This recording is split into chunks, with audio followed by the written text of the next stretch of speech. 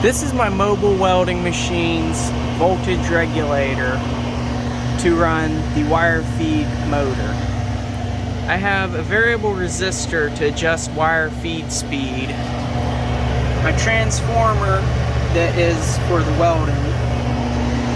I also have a 24 volt transformer to feed my diode bridge and voltage regulator. Over here I have the ventilation fan that's out of a microwave. This unit is now working.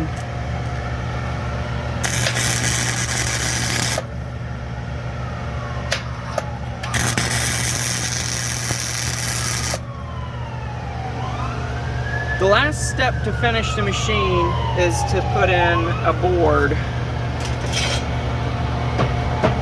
to hold the switches and the wire lugs.